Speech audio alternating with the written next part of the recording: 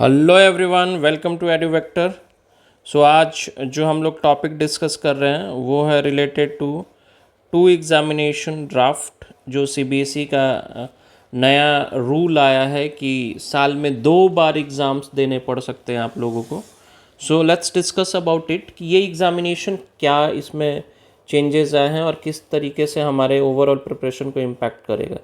तो पहले ही मैं डिस्क्लेमर देना चाहता हूँ कि ये मोस्टली हमारे एग्ज़ाम प्रिपरेशन को किसी भी तरीके से डिस्टर्ब नहीं करने वाला है, ठीक है। रही बात कि ये एग्ज़ाम कब होगी, व्हेन, ठीक है। पहला क्वेश्चन व्हेन।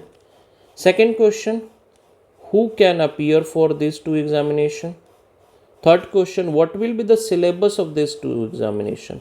ऐसा होगा क्या कि कोई जैसे मिड में एग्ज़ाम हो जाए या फिर वो एक एग्ज़ाम लास्ट में हो, ठीक है। तो ये भी हो सकता है कि माइट बी सम टाइम कि half of the syllabus will be asked in the first time and half of the syllabus is going to be asked in the second time. So all these questions we are going to answer through this video. So stay tuned and do like and subscribe our channel.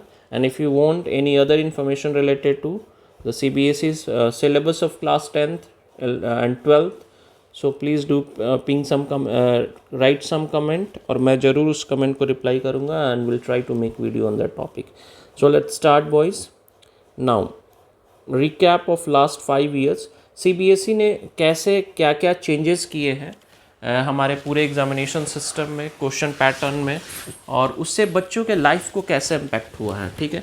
So I think इस साल हमने देखा है कि overall जो CBSE का result हुआ है, जो एक्सपेक्टेड मार्क्स है बच्चों को वो डिक्रीज़ हुए हैं, ठीक है। तो उसके पीछे बहुत सारा रीज़न है कि पहले जो प्रिपरेशन होता था बच्चों का वो mostly they use to refer previous year questions और वही को same certain set of questions repeat हुआ करते थे।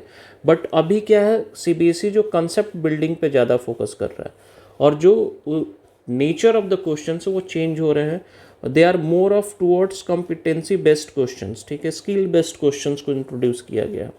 तो स्किल बेस्ड क्वेश्चंस को करने के लिए आपको बहुत ही डीप कंसेप्चुअल नॉलेज की आवश्यकता होगी, ठीक है। तो उसके लिए आपको जो सोर्सेज फॉलो करने हैं मैं बताता हूँ। पहले आप जो भी नोट्स अपना प्रिपेयर करते हैं, जो भी अपने जो कंसेप्ट क्लास में बिल्ड करते हैं उसको रिवाइज करिए and then you refer your NCERT book. See NCERT text book is a bible for you.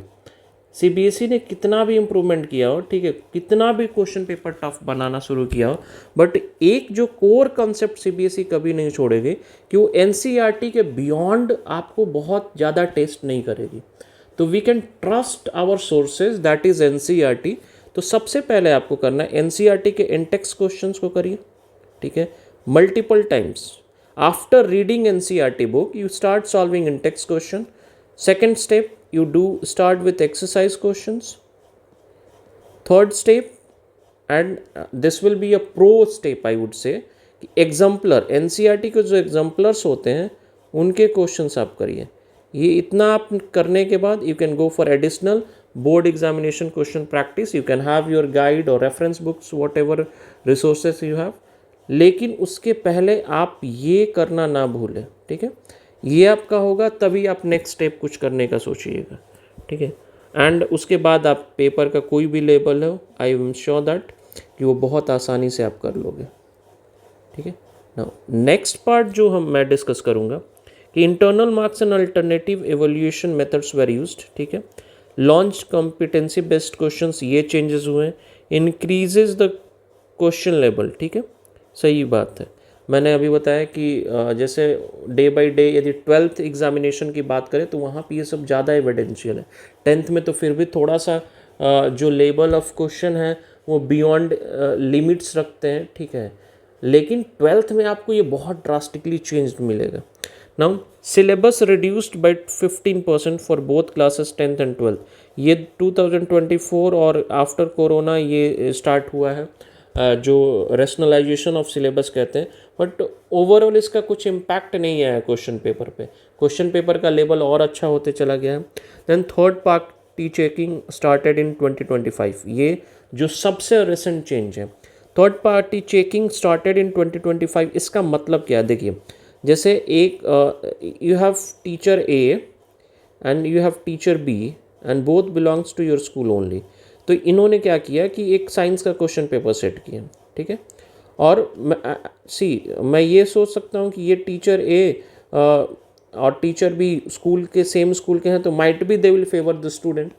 तो मैं क्या बोलूँगा कि मैं किसी थर्ड स्कूल से एक सब्जेक्ट एक्सपर्ट या टीम को हायर करूँगा और मैं बोलूँगा कि sir please check the question paper कि ये लेबल सही है क्या, या स्टूडेंट्स नीड को कैटर कर रहा है। तो उसमें दोनों चीज़ देखना है कि जो क्वेश्चंस हैं वो स्किल बेस्ड होना चाहिए, वो रटाफिकेशन पे बेस्ड नहीं होगा, ठीक है। और level of the question decent थोड़ा टफ होना चाहिए सो दैट स्टूडेंट लर्निंग को ज़्यादा इंकरेज किया जा सके। सो ये हो गया थर्ड पार्टी चेकिंग। सो इसमें क्या चेक किया जा रहा है, क्वेश्चन पेपर। देखिए यहाँ पे आंसर शीट इवैल्यूएशन की बात नहीं की जा रही है कि जब आपने एग्ज़ाम में आंसर लिखा तो जो आंसर शीट एवैल्यूएशन वो जो नॉर्मल प्रोसेस होता है वही होता है। ओनली क्वेश्चन पेपर के जो लेवल का एवैल्यूएशन होगा that will be done by a third party member. Okay, now let's move to board examination in 1 year का क्या सिस्टम है। तो यहाँ पे पहला एग्ज़ाम जो पहले भी सीबीएसई ऐसे ही करती है, मिड फेब से एग्ज़ाम शुरू होता है, आपका मार्च तक चलता है।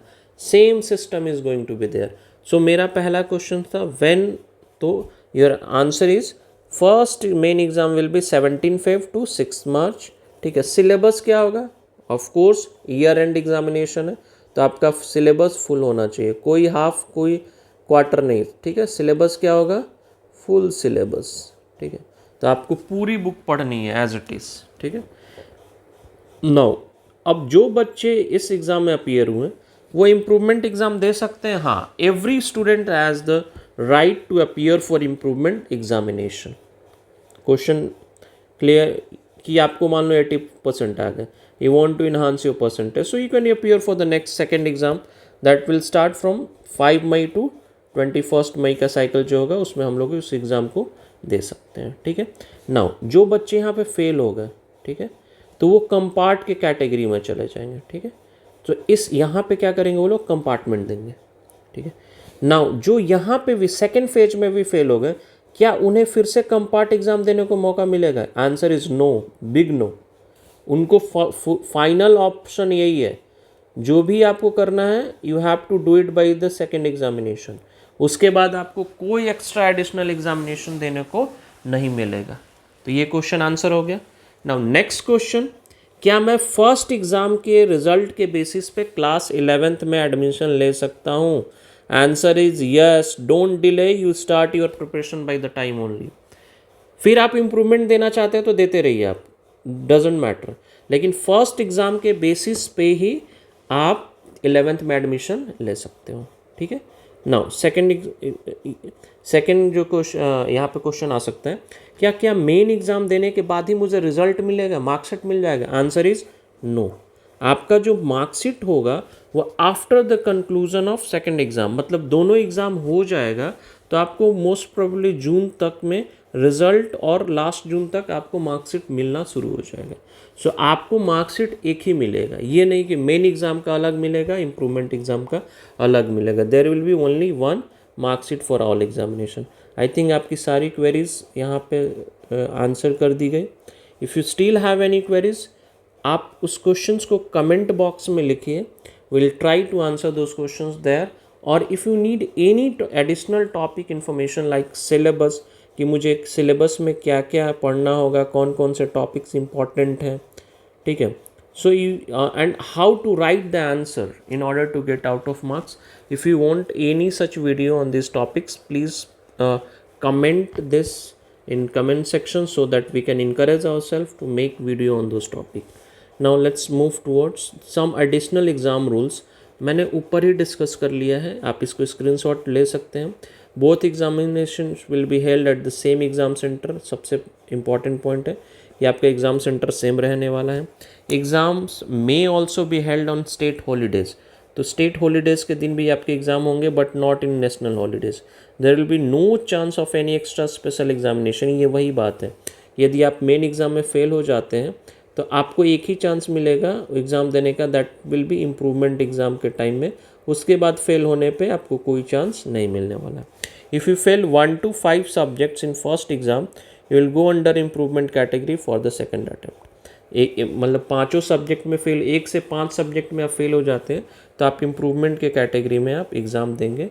सो ये कोई ज़्यादा इम्पॉर्टेंट नहीं है. इवेंचुअली आप फेल होंगे तो इम्प्रूवमेंट एग्ज़ाम आपको देना ही पड़ेगा. ठीक है. Now so this is it from the video. If you like the video, do share and subscribe the channel EduVector so that we can encourage ourselves to make more educational video. Now please do let me know if you want videos on any topic. Till then, take care. God bless you.